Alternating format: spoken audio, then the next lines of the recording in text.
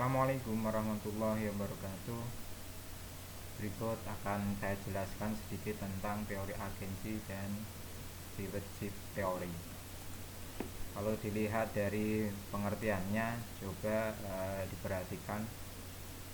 Agensi teori merupakan hubungan keagenan, yaitu sebuah kontrak manajer atau agen dengan pemegang saham prinsipal. Kedua belah pihak terkait kontrak yang menyatakan hak dan kewajiban masing-masing. Nah, jadi maksudnya seperti ini. Di dalam perusahaan go public atau perusahaan-perusahaan besar itu biasanya kan ada manajer dan pemegang saham. Nah, manajer yang dikasih kepercayaan ini namanya adalah agen. Ya, dikasih kepercayaan seorang atau beberapa pemegang saham yang dinamakan prinsipal. Jadi pemegang saham kan tidak mungkin untuk mengelola perusahaannya, ya, sehingga menunjuk atau memberikan kepercayaan kepada agen atau manajer untuk mengelola perusahaannya. Sehingga prinsipal di sini akan menyediakan fasilitas dana untuk menjalankan perusahaan. Fasilitas apa saja, mungkin bisa kantor, mobil, perusahaan dan lain sebagainya. Kemudian dana yang disuplai untuk diserahkan kepada manajer untuk mengelola perusahaannya. Sehingga akan muncul beberapa kepentingan yang berbeda di sini antara agen dan prinsipal. Jadi si agen itu nanti akan dinilai kinerjanya oleh prinsipal. Makanya di sini mempunyai kepentingan yang berbeda-beda. Sehingga antara kedua belah pihak ini kalau tidak terjadi fair atau kejujuran, akan terjadi asimetrik informasi. Jadi informasi yang tidak sinkron, ya, asimetrik maksudnya ini. Dan ya, asimetrik informasi itu adalah suatu informasi yang tidak sesuai. Jadi di dalam agensi teori itu nanti akan muncul kalau terjadi asimetri informasi itu akan muncul yang namanya moral hazard dan adverse selection. Nah, maksudnya apa di sini? Nah, karena dia mementingkan kepentingannya sendiri-sendiri. Seorang agen ingin dilihat kinerjanya bagus sehingga dia akan dipercaya untuk mengelola perusahaannya kembali atau terus secara kontinu. Nah, siapa sih yang tidak suka gaji yang besar? Seorang manajer perusahaan go public apalagi, ya kan? Dan seorang prinsipal juga dia ingin memperoleh pendapatan yang tinggi mungkin dari penanaman saham tersebut. Nah, dengan penanaman saham tersebut yang diharapkan pastinya hasil juga. Dan nanti kalau seorang agen kinerjanya buruk, pastinya sebagai pemegang saham, apalagi pemegang saham mayoritas, dia akan mengeluarkan atau memecat manajer tersebut. Makanya manajer bagaimana supaya kelihatan kerjanya bagus dan lain sebagainya. Dia sebagai agen, ya, dia mempunyai cara-cara bagaimana supaya terlihat itu kerjanya bagus, sehingga bisa jadi akan terjadi asimetrik informasi. Ya. Jadi yang disampaikan di gambar ini ada moral hazard dan adverse selection. Ini akan saya jelaskan di sini. Yaitu saya kutip dari Scott, ya. Dari Scott di tahun 2000 terdapat dua asimetrik informasi di sini.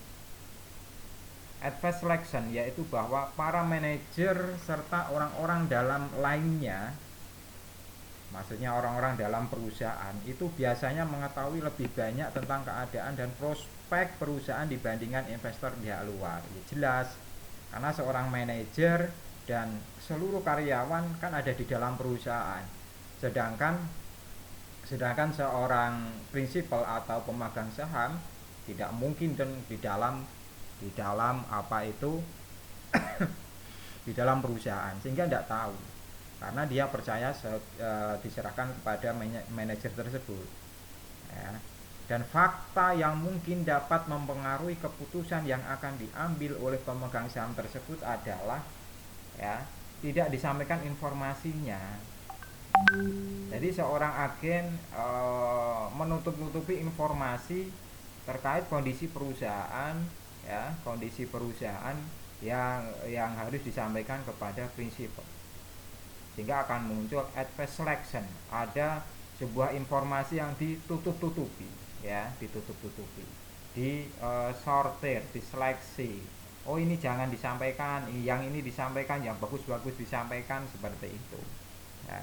Kemudian muncul asimetri informasi moral hazard, yaitu bahwa kegiatan yang dilakukan oleh seorang manajer itu tidak seluruhnya diketahui oleh pemegang saham maupun pemberi pinjaman. Karena apa? Ya, karena apa? Ya tadi ada informasi yang ditutup-tutupi, sehingga manajer dapat melakukan tindakan di luar pengetahuan pemegang saham yang melanggar kontrak. Ya, kontraknya seperti ini karena dia merasa apa itu nanti kalau hasilnya diketahui terpojok, akhirnya dia keluar dari ring atau kontrak yang disepakati.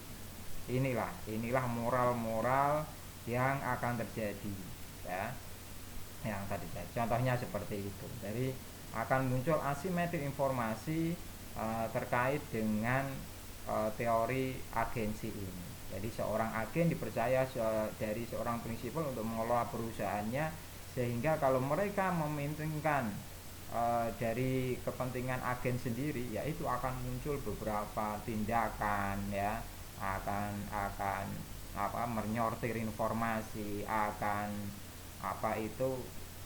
melakukan kegiatan di luar kontrak dan lain sebagainya, ya. Sehingga itulah gambaran sedikit tentang agensi teori, dan ini akan saya sampaikan beberapa judul yang terkait dengan agensi teori. Jadi tujuan dari kita belajar agensi teori, kita akan melihat secara jelas teori-teori ini diberlakukan untuk meneliti judul-judul yang mana, sehingga sebaiknya dalam penelitian itu akan ditunjukkan grand teorinya pakai apa, ya. Nah, itu walaupun di S1 mungkin masih jarang untuk memasukkan, ya kalau di kita masih jarang. Makanya mulai sekarang kalau kita sudah tahu teorinya, coba kita masukkan teori ini cocok untuk memberikan grand teori pada judul yang mana. Nah, ini contohnya. Ada pengaruh struktur kepemilikan saham terhadap kinerja perusahaan. Jadi struktur kepemilikan itu tercermin baik melalui instrumen saham maupun instrumen utang. Jadi kepemilikan itu akan dilihat dari saham, juga bisa akan dilihat dari utang. Jadi struktur kepemilikan itu bisa dilihat dari dua instrumen tersebut. Jadi berapa saham yang dimiliki oleh publik, berapa saham yang dimiliki oleh manajer, berapa saham yang dimiliki oleh pemerintah dan lain sebagainya. Kemudian utang. Apakah hutang yang dimiliki perusahaan lebih banyak atau lebih sedikit dibandingkan dengan modal sendiri. Intinya itu. Sehingga struktur kepemilikan dianggap sebagai hal yang krusial untuk mengatasi masalah keagenan. Karena dengan struktur kepemilikan yang baik itu akan terwujud suatu kinerja perusahaan yang layak. Jadi kalau struktur perusahaan dibangun dengan baik, ya, itu kinerja perusahaan akan terlihat juga baik. Sehingga manajer sebagai pihak yang berkompeten dalam pengelolaan perusahaan mempunyai wewenang cukup untuk menjalankan tugasnya. Ini akan dilihat kegiatan agen. Nah, kalau struktur organisasi yang dibangun baik, maka kinerja manajer sebagai agen akan terlihat juga baik. Ini contoh-contoh judul yang bisa dimasuki teori-teori agensi, bahwa sesuai atau enggak, seperti pengaruh corporate governance terhadap manajemen laba, Jadi semakin baik tata kelola dalam perusahaan, seorang manajer sebagai agen mampu untuk mengelola perusahaan dengan baik, itu akan tidak usah melakukan manajemen laba, mengatur-ngatur laba dan lain sebagainya, sehingga akan terlihat pula pekerjaan yang baik juga, seperti itu.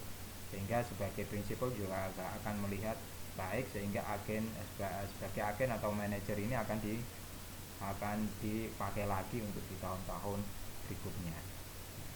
Itu sedikit teori agensi teori, penjelasan agensi teori dan contoh-contoh judul penelitian. Jadi setelah ini bisa ini kita pakai gen teori apa ya, boleh dimasukkan agensi teori. Dan silahkan untuk yang tema-tema seperti ini jenengan lakukan penelitian atau sebagai diambil judul untuk penelitian di skripsinya, monggo ya. Kemudian berikutnya stewardship teori. Stewardship teori ini adalah teori yang menggambarkan situasi di mana para manajer tidaklah termotivasi oleh tujuan-tujuan individu, tetapi lebih ditujukan pada sasaran hasil utama sebuah organisasi, ya, sebuah organisasi. Sehingga sebagai agen atau sebagai steward termotivasi untuk bertindak sesuai dengan keinginan prinsipal. Nah, selain itu perilaku steward tidak akan meninggalkan organisasinya sebab steward berusaha mencapai sasaran organisasi. Jadi sebetulnya steward ini adalah bagian dari teori agensi. Nah, tapi beda. Kalau di agensi teori itu melihat kepentingan pribadi, tapi kalau steward ini adalah sebagai agensi memikirkan organisasi, apa yang sasaran organisasi apa itu yang menjadi pedoman bekerjanya, ya. Teori steward ini dapat diterapkan pada penelitian akuntansi organisasi sektor publik. Karena apa? Ya, karena manajemen pemerintahan itu dituntut untuk memberikan pelayanan, bertindak sebagai steward atau pelayan, ya, bagi kepentingan prinsipal. Dengan demikian, manajemen di lingkungan pemerintahan itu lebih dominan bertindak sebagai steward dibandingkan sebagai agen. Jadi sebagai pelayan, ya, sebagai pelayan, dia memberikan pelayanan yang terbaik bagaimana tadi untuk tujuan organisasi. Ya. Jadi teori steward ini menggambarkan situasi di mana manajemen itu tidaklah termotivasi oleh tujuan-tujuan individu, tetapi lebih ditujukan pada sasaran hasil utama untuk kepentingan organisasi. Makanya teori stewardship teori ini bisa digunakan untuk mendukung penelitian-penelitian yang di bidang pemerintahan di sektor publik, ya, akuntansi sektor publik, seperti itu. Jadi tidak mementingkan secara individu, bagaimana nanti saya dinilai dan lain sebagainya. Contoh di penelitiannya seperti ini, pengaruh faktor kompetisi pengadaan publik dengan procurement terhadap belanja pemerintah di lingkungan Kementerian Keuangan. Objek penelitian ini adalah bagian dari organisasi sektor publik, yaitu instansi di lingkungan Kementerian Keuangan. Penelitian ini akan menguji efek pembelajaran teori stewardship terhadap upaya untuk meningkatkan efisiensi belanja pemerintah dengan cara melakukan pengadaan publik yang kompetitif. Jadi ini yang dilihat adalah bagaimana di lingkungan Kementerian Keuangan ini, ya, mampu untuk meningkatkan efektivitasnya dan efisiensinya, gitu ya. Mungkin ada dua teori ini, silahkan sementara dipelajari, dimasukkan pada beberapa penelitian yang mau dijadikan skripsi, supaya jenengan tahu bisa menghubungkan beberapa teori dengan judul-judul penelitian yang mau jenengan angkat. Oke, mungkin itu yang bisa saya jelaskan.